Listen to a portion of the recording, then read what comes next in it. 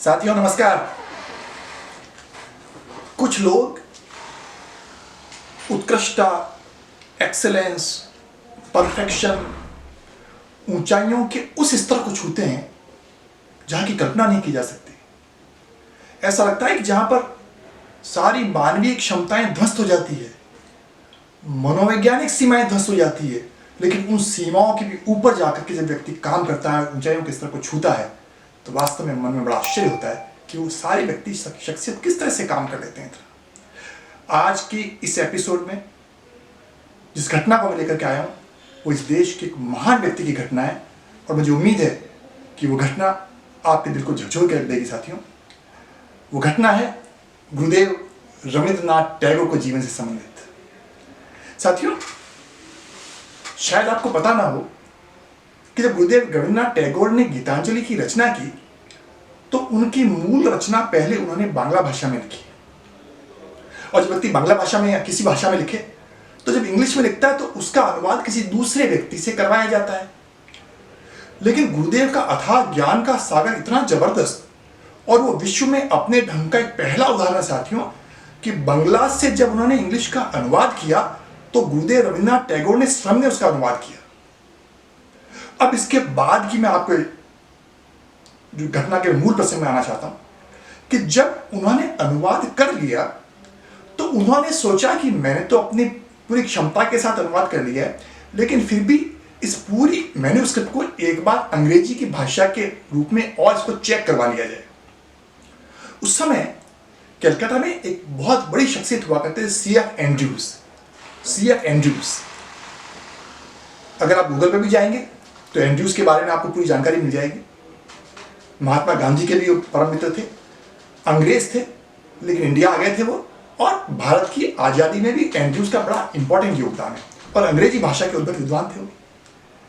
तो रविंद्रनाथ टैगोर ने एंड्रयूज को अपनी गीतांजलि की स्क्रिप्ट भेजी और उन्होंने कहा कि अंग्रेजी की दृष्टि से इसको चेक कर लीजिए।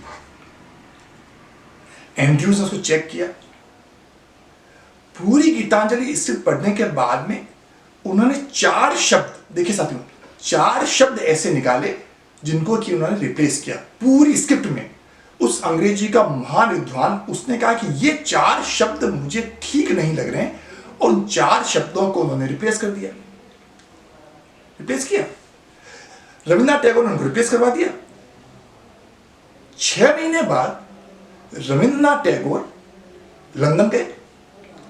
लंदन में उनके एक दूसरे बड़े अच्छे खासे मित्र थे, यीट्स इंग्लिश भाषा के महान कवि हुए और जिनको नोबेल प्राइज भी मिला है। वो रविंद्रनाथ टैगोर के बड़े अच्छे मित्र थे। रविंद्रनाथ टैगोर को तो 1913 में नोबेल प्राइज मिला गीतांजलि पे, और यीट्स को 1923 में मिला लिटरेचर पर। तो उन्होंने यीट्स को ये कहा कि भाई, एक बार मैं चेक करवा चुका हूं इंग्लिश, तुम एक बार इसको वापस पढ़ लो। अब देखिए साथियों, यीट्स ने उस पूरी गीतांजलि को पढ़ा, और पढ़ने के बाद में यीट्स की नजर उन 4 शब्दों पर जाकर के ठहर गई जो कि एंड्रयूज ने चेंज किए थे। और यीट्स ने यह कहा गुरुदेव से कि गुरुदेव, ये 4 शब्द, देखिए आप, कि ये 4 शब्द linguistically they are right, but poetically they are wrong. कि लेखन की दृष्टि से सही है, लेकिन जो कि गीतांजलि आपका काव्य है, महाकाव्य, उन काव्य की दृष्टि से ये 4 शब्द मुझे ठीक नहीं लग रहे हैं। तो गुरुदेव ने कहा कि इन 4 शब्दों को आप रिप्लेस कर दीजिए। और साथियों, यीट्स जैसे महान कवि ने जब 4 शब्दों को रिप्लेस किया तो 4 शब्द कौन से नए आए? वही 4 शब्द जो ओरिजिनल स्क्रिप्ट में गुरुदेव ने लिखे थे, वही 4 शब्द जो ओरिजिनल स्क्रिप्ट में गुरुदेव ने लिखे थे, उन्हीं 4 शब्दों को वापस लाया गया। मैं कहना ये चाहता हूं साथियों कि गुरुदेव का ज्ञान कितना जबरदस्त होगा, किस तरह का शख्सियत वो व्यक्ति होगी कि वो 4 शब्द जो यीट्स जैसा व्यक्ति वापस रिप्लेस कर रहा है, वही गुरुदेव के शब्द थे। अब साथियों, इस एपिसोड में कुछ लेसन्स हैं जो मैं आज आपके सामने शेयर करना चाहता हूं। पहली बात तो ये कि जो भी आपका सर्कल हो, वो सर्कल आपका बहुत बढ़िया सर्कल होना चाहिए। गुरुदेव के सर्कल में यीट्स जैसा व्यक्ति है, सीएफ एंड्रयूज जैसा व्यक्ति है, भरमार ऐसे व्यक्तियों की जो कि गुरुदेव के सर्कल में थे। यीट्स को 1923 का नोबेल प्राइज मिला साथियों। और CF एंड्रूज, उनकी स्मृति में भारत सरकार ने एक डाक टिकट भी जारी किया है। कितने कितने कितने महत्वपूर्ण व्यक्ति होंगे। और उनके फ्रेंड सर्कल में एक दूसरा व्यक्ति, मिस्टर मूर। अब वो मूर क्या था और यीट्स का क्या कंट्रीब्यूशन रहा है रविन्द्रनाथ टैगोर के जीवन में? यीट्स ने लंदन के एकेडमिक सर्कल में, लिटरेरी सर्कल में रविन्द्रनाथ टैगोर की ख्याति को फैलाया, उनकी इमेज को बढ़ाया और लंदन में गीतांजलि के बारे में पूरी अच्छी तरह से उनकी इमेज को फैलाया। और थॉमस मूर, जो एक दूसरा फ्रेंड सर्कल था और जो दूसरा फ्रेंड था गुरुदेव का, वो तो और भी जबरदस्त निकला उनका फ्रेंड। उसने बिना गुरुदेव को पूछे, बिना गुरुदेव की सहमति के गीतांजलि को नोबेल प्राइज कमेटी के पास भिजवा दिया। गुरुदेव को पता ही नहीं कि उनकी गीतांजलि नोबेल प्राइज कमेटी के पास पहुंच चुकी है।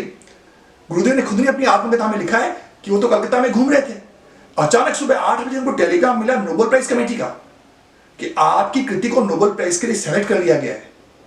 बाद में पता लगा कि वो नोबेल प्राइज कमेटी के पास में गीतांजलि की स्क्रिप्ट को थॉमस मूर ने भेजा था। साथियों, कहने का मतलब ये है कि दो तरह के सर्कल होते हैं आदमी के। एक तो होता है विशियस सर्कल, एक होता है वर्चुअस सर्कल। जब आप एक वर्चुअस सर्कल के पार्ट बनते हैं तो आप भी निखरते हैं, आपकी योग्यताएं निखरती है, आपकी काबिलियत निखरती है। गुरुदेव का सर्कल इतना जबरदस्त सर्कल था, चाहे उसमें यीट्स हो, चाहे मूर हो, चाहे CF एंड्रूज हो, जिन्होंने कि गुरुदेव की क्षमताओं को पूरी तरह से निखारा, उनको पब्लिसाइज किया और उनको 7वें आसमान पर पहुंचाया। और उसका परिणाम ये हुआ साथियों कि Tagore was the first non European, he was the first non white to get the Nobel prize. वो यूरोप की सीमाओं से बाहर पहले व्यक्ति थे जिनको कि लिटरेचर के क्षेत्र में नोबेल प्राइज मिला। एक दूसरा लेसन साथियों, दूसरा लेसन ये कि अपने ऊपर इन्वेस्टमेंट कीजिए आप। दो तरह के लोग होते हैं, एक तो वो लोग होते हैं जो नेट वर्थ में इन्वेस्टमेंट करते हैं और दूसरे वो लोग होते हैं जो अपनी पर्सनल वर्थ में इन्वेस्टमेंट करते हैं। मैं कई बार अपने स्टूडेंट से मैंने कहा है कि छोड़ दीजिए नेटवर्थ, आपका बंगला कितने का, आपकी गाड़ी कितने की, आपका ये क्या है, अपनी पर्सनल वर्थ को चमकाइए। और पर्सनल वर्थ को चमकाने का सिर्फ एक ही तरीका है, practice practice practice and practice. और जब आप प्रैक्टिस करेंगे तो जैसा ओशो ने कहा, प्रैक्टिस भले ही कम हो आपकी, प्रैक्टिस करते करते करते एक दिन क्रांति घटित हो जाएगी। और जब क्रांति घटित होती है तो आप एक इंस्पिरेशनल ह्यूमन बीइंग बनते हैं दुनिया में। और वो इंस्पिरेशनल ह्यूमन बीइंग कैसे बनते हैं? गुरुदेव ने अपने जीवन में 4000 पॉइंट्स लिख डाली। किस तरह से हम महान व्यक्ति बनते हैं, किस तरह से क्रांति घटित होती है। 4000 पॉइंट्स लिखी गुरुदेव ने, 2000 सॉन्ग्स लिखे गुरुदेव ने, 115 शॉर्ट स्टोरीज लिखी गुरुदेव ने और 36 नाटक लिखे गुरुदेव ने। और इससे भी बड़ी बात साथियों, आपने आज तक ये सुना होगा गुरुदेव के बारे में कि उन्होंने 2 राष्ट्रों के राष्ट्रगीत लिखे, भारत के और बांग्लादेश के। बांग्लादेश जब बना उसमें तो गुरुदेव रहे नहीं, लेकिन उन्हीं का जो बांग्ला गीत था, आमार सोनार बांग्ला, जिसको कि बांग्लादेश ने अपने राष्ट्रगीत के रूप में प्रतिष्ठित किया। लेकिन आज मैं एक और ऐसा उद्घाटन कर रहा हूं जो शायद आपको पता नहीं हो, गुरुदेव ने 2 राष्ट्रों के नहीं 3 राष्ट्रों के राष्ट्रगीत लिखे। और तीसरा राष्ट्र है श्रीलंका। श्रीलंका का राष्ट्रगीत तो सिंहलीज भाषा में है, लेकिन गुरुदेव को उन्होंने अप्रोच किया, गुरुदेव ने ओरिजिनल स्क्रिप्ट अपनी इंग्लिश भाषा में लिखी, इंग्लिश में गीत लिखा और इंग्लिश भाषा को बाद में सिंहलीज में कन्वर्ट करवाया गया, सिंहलीज में ट्रांसलेट करवाया गया। ये मुझे इसलिए पता है क्योंकि मैं श्रीलंका में था और जब श्रीलंका का आज़ादी का दिवस मनाया गया तब श्रीलंका के निवासियों ने मुझे कहा, श्रीलंका कोलंबो यूनिवर्सिटी के वाइस चांसलर ने कहा कि साहब गुरुदेव रविंद्रनाथ ने 2 नहीं 3 भाषाओं में हमारे देश का राष्ट्रगीत भी उन्होंने लिखा है। साथियों सोचिए कितनी महान शख्सियत होगी वो, कितना बड़ा शख्स होगा वो। एक राष्ट्र का राष्ट्रगीत लिखने में भी आदमी सपने में सोचता है, उस व्यक्ति को 3 राष्ट्रगीत लिखने का सौभाग्य मिला। और इसलिए मैं साथियों कई बार कहता हूं, छोड़ दीजिए दूसरों पर जजमेंट देना, अपने ऊपर काम कीजिए, खुद पर काम कीजिए। आजकल का जमाना ये है कि हम रायचंद तो बन रहे हैं लेकिन करमचंद नहीं बन रहे हैं। मैं आपसे कहता हूं कि करमचंद बनिए। इस समय की सबसे बड़ी विडंबना यह है कि जो लोग खुद डूब रहे हैं वो दूसरों को तैरने के गुर सिखा रहे हैं साथियों। इसीलिए ऐसे समय में जब गुरुदेव रविन्द्रनाथ टैगोर की जब हम उनके बारे में पढ़ते हैं, उनकी शख्सियत के बारे में सोचते हैं, तो ऐसा लगता है कि अथाह समुद्र में कुछ ऐसे मोती हैं जो हमें मोटिवेट करते हैं अभिप्रेत करते हैं। और उनके जीवन की आखिरी घटना साथियों, उनके भतीजे सचिंद्र बाबू जब उनसे मिलने गए, पलंग पर लेटे हुए थे गुरुदेव। उनकी आंखों में कुछ आंसू देखे सचिंद्र बाबू ने। उनके लिए बड़ा आश्चर्य था, गुरुदेव की आंखों में उन्होंने कभी आंसू नहीं देखे। तो उन्होंने गुरुदेव से पूछा कि गुरुदेव, क्या मृत्यु से आपको भय लग रहा है? उन्होंने बांग्ला भाषा में इस बात को कहा। गुरुदेव का जवाब सुनिए साथियों। गुरुदेव ने कहा, मैं मृत्यु से क्या डरूंगा, मुझे से बस एक बात का पश्चाताप है, और वो ये है कि मुझे ऐसा लगता है कि ज्ञान का महासमुद्र है ये, ज्ञान का महासमुद्र है दुनिया में, लेकिन मैं कुछ बूंदे ही अपने लिए चुन पाया, कुछ बूंदे ही अपने लिए चुन पाया। इसी बात का मुझे पश्चाताप लगता है। मुझे लगता है कि कहीं कहीं मेरे में कुछ कमी रह गई है। कैसी शख्सियत होगी साथी, सोचिए।